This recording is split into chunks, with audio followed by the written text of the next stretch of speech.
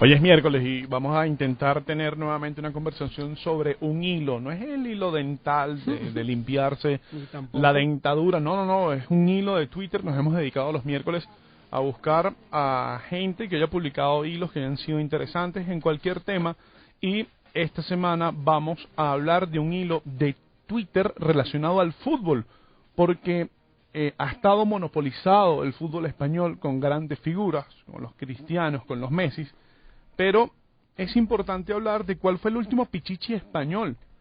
Y tenemos que hablar de Dani Huiza, jugaba en el Mallorca. Para eso tenemos en línea a Miguel Sureda, quien es responsable del proyecto Birmingham 99, que está dedicado al fomento y la difusión del mallorquinismo, y además es periodista, y publicó un hilo relacionado a Dani Huiza. Miguel, bienvenido a La Medida Imperfecta en Venezuela. ¿Cómo estás? Hola, ¿qué tal? Buenas noches aquí en España, buenas tardes en Venezuela, si no me equivoco. Sí, buenas tardes. ¿Sí? Aquí ya 5 de la tarde, por allá debe ser cerca de las 11 de la noche, si no me equivoco tampoco. Sí, 11:20 aquí. A ver, Dani Huiza, ese muchacho incluso estuvo en una de las selecciones de España que fue campeona de Eurocopa, y en algún momento se disputaba con Fernando Torres y con el propio David Villa estar entre los mejores delanteros de España. ¿Por qué escogiste a Dani Huiza para realizar un hilo de Twitter? Bueno, el Mallorca, no sé, supongo que lo conocerán un poco, aunque sea por Juan Fernando Arango, allá en Venezuela, sí, claro. Pero no es un equipo grande en España, es un equipo modesto de primera división o puntero de segunda, pero, y claro, no ha tenido figuras importantes, pero no ha conseguido grandes reconocimientos.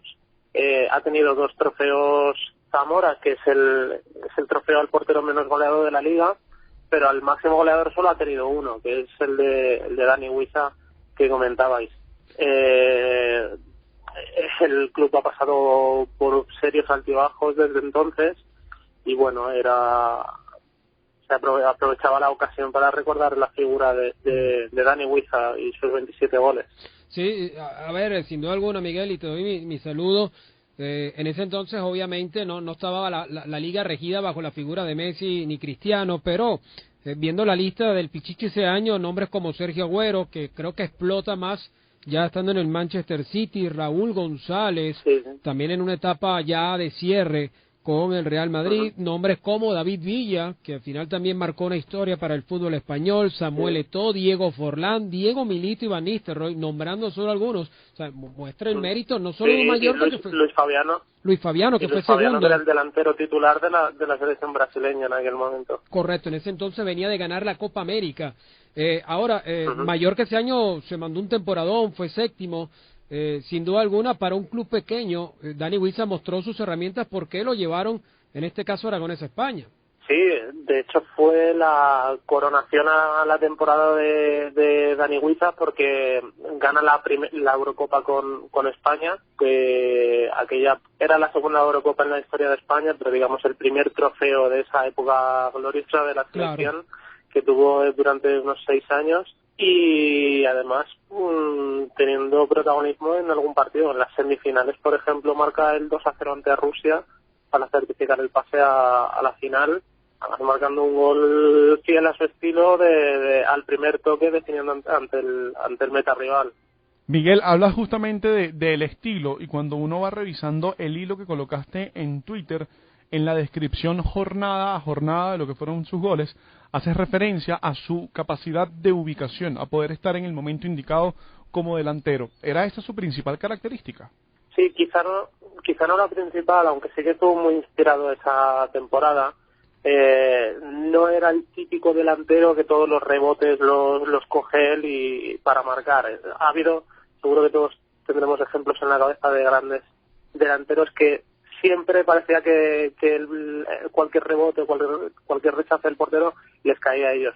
Si bien no era la gran habilidad de Huiza, sí que esa temporada estuvo muy inspirado en esa faceta. Yo creo que la gran habilidad de Huiza era el desmarque, el saber buscar la espalda del defensor, aprovechar de la zurda de Arango o la diestra de Ibagaza, que también le lanzaba pases, y controlar y rematar rápido, o incluso el primer toque, muchos goles fueron yo creo que más bien iban por ahí sus grandes habilidades.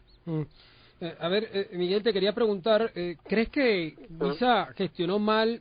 A ver, todo eso, el fútbol es económico, pero después de ese año en Mallorca, digamos, la oferta terminó siendo Turquía con el Fenerbahce. Yo recuerdo que fue algo fuerte en lo económico, pero fue una buena decisión haberse ido al fútbol turco estando en un momento tan importante en España. Bueno, en realidad hay que tener muy presente en qué momento se dio. Fue la última gran plantilla que tuvo el Mallorca, aquella, y la desestructuración del equipo viene motivada porque en 2007 más o menos explota la crisis mundial, Lehman Brothers, etcétera, y el dueño del Mallorca era un empresario de la construcción. Aquí en España el sector de la construcción se vio muy afectado y el Mallorca, al no tener una propiedad fuerte económicamente, también se vio obligado a vender sus activos. También hubo un problema económico a nivel de clubes bastante fuerte y tampoco Dani Guiza era una figura, yo creo que garantizase en ese momento, porque ya tenía cierta edad, yo creo que rozaba la treintena. Era su primera gran temporada, había hecho buenas temporadas en el Getafe, pero no a ese nivel, y claro, era difícil llegar a lo que solicitaba el Mallorca. Finalmente se cerró por el Fenerbahce por 15 millones de euros y yo creo que no fue tanto decisión de Dani Guiza, sino que fue la oferta que más convenció a todas las partes, especialmente en el Mallorca. Aunque yo recuerdo que aquí la sensación era de que el Mallorca podría haber sacado mucho más, pero no creo que hubiese tantos clubes dispuestos a hacer un gran desembolso como sí podrían hacer por el Kun Agüero, por ejemplo, que en ese momento era mucho más joven y sí que se le veía mucho mayor rendimiento posterior.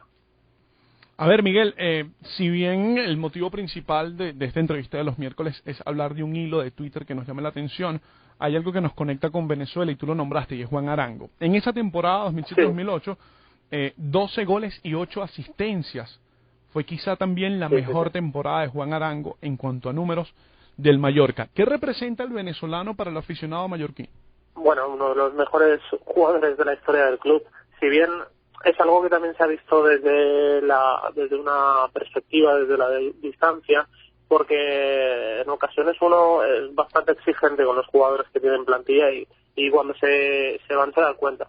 Obviamente todo el mundo sabía que Arango era un jugador con una clase sobresaliente, un golpeo excepcional, posiblemente el mejor o el segundo mejor lanzador de faltas de la historia del club. Pero cuando estaba aquí sí que había quien le achacaba un poco su indolencia, el hecho de que no se esforzase tanto como otros o que a veces pasase desapercibido cuando no tenía el día. Pero claro, es que si Arango hubiese tenido todo eso, ya no hubiese jugado jamás en el Mallorca, hubiese jugado en el Manchester United o en el Real Madrid. Arango era un crack para el Mallorca y para el Borussia Mönchengladbach, y sin duda era un crack para nuestros equipos. Pero es lo que comentábamos. Al crack del Mallorca se le puede exigir lo que se le puede exigir, y a Arango no se le podía exigir que no fuese el tipo de jugador que era un jugador sacrificado. Al contrario, era el que necesitaba que los demás se sacrificasen y él poner la guinda y poner el toque de clase. Miguel, leí el hilo y obviamente muestra la campaña goleadora de Dani en las fechas, todo lo que significó, ¿no? Sus más de 27 goles. Pero también hay un punto que siempre me gustó, porque yo creo que recuerde de los grandes campeones, porque me parece que Dani Guiza, que considera un gran campeón, ya lo decías, la Euro, fue Pichichi, fue uno de los primeros casos que pudimos ver jugando en el fútbol suramericano en esta era moderna. Y él tuvo un paso por Paraguay en Cerro Porteño. ¿Qué nos puede decir de eso? Porque sí, ahorita vimos a De Rossi, que fue campeón del mundo, y han pasado otros. Dani Alves regresa a Sao Paulo, pero ¿qué significado le puede dar uno? Porque era Paraguay, ojo, Cerro Porteño y Dani Guiza. Sí, recuerdo que fue una época difícil porque además Dani Guiza se había separado de su mujer, después de Fenerbahce regresó a España, al Getafe, y no le fue demasiado bien, Y fue sorpresivo porque, bueno, estamos acostumbrados a que jugadores sudamericanos vengan a Europa, pero no tanto que jugadores europeos marchen para Sudamérica. Ahora ya se ve más. Por ejemplo, tenemos un mallorquín como Chisco Jiménez jugando si no me equivoco, en Uruguay. En aquel momento fue una sorpresa, y como las redes sociales ya estaban bastante activas, sobre todo Twitter, se seguía bastante lo que decía Guicha, por lo menos aquí en Mallorca, que todavía lo teníamos en mente. Y vamos, yo recuerdo leer las opiniones de la gente encantada con el gitano, y yo recuerdo verle muy buenos goles, recordar bastante a aquel Guicha Pichichi.